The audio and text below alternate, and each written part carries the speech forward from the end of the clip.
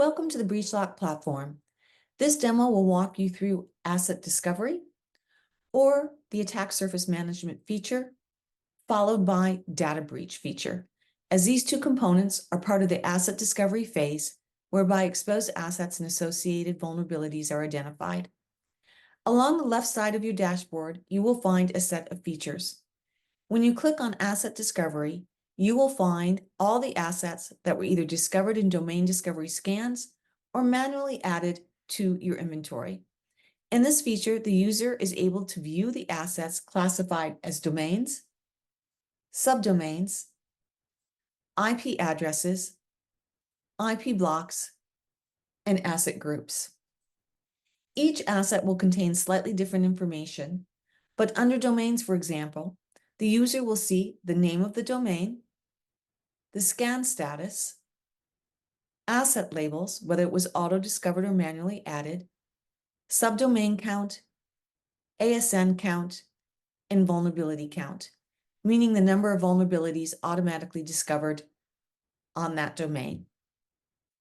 Now, to initiate a domain discovery and data breach scan on a domain, select the domain or domains, and the option to run a scan will appear.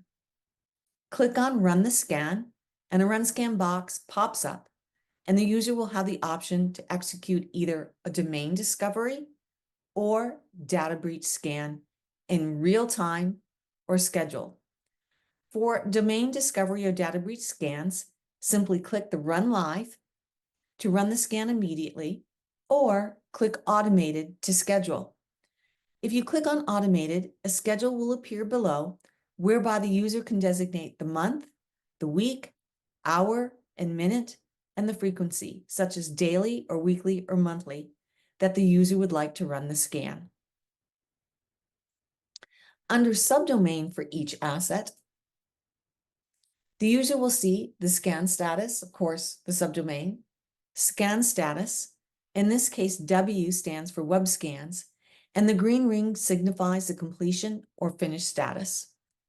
It also includes the asset label, whether it was auto-discovered or manually added, reachability, IP count, DNS count, and vulnerability count for each asset, including the last time it was updated. In addition, there is an active-inactive tab where the user has the ability to filter the assets based on this status. And the label, all labels, auto-discovered and manually added, in which the user can filter and toggle between these two as well. If you click on an asset, it will provide the IP address, domain name system or DNS, and vulnerability, which gives a cumulative view of all the vulnerabilities related to that asset. Each vulnerability will include a CVSS score, criticality from low, medium to high, or critical, and whether it is a newly discovered or rediscovered vulnerability related to that asset. As mentioned in the overview demo, a newly discovered vulnerability can be discovered multiple times because every time it is another asset. So multiple assets can be impacted by the same vulnerability, but are different assets. Basically, a new vulnerability seen for the first time. Lastly, under Activities, it will show the scan that was run, right? The status of that scan, scan ID, and when it was updated. This is the same for subdomain, IP addresses, IP blocks, or asset groups. If you click on the subdomain details, and in this case, web scan, you will be provided with the activity details of the scan, when it ran, and any pending messages. Next, we will go to the data breach feature. Click on data breach, as this correlates with the asset discovery feature and appears right under the asset discovery tab. In the data breach view, users will see the user exposure within the domain on the dark web. This gives you insight into users exposed with password, currently showing 0, users exposed without a password. In this case, it was 437 occurrences, or dark web exposure of the domain with the source.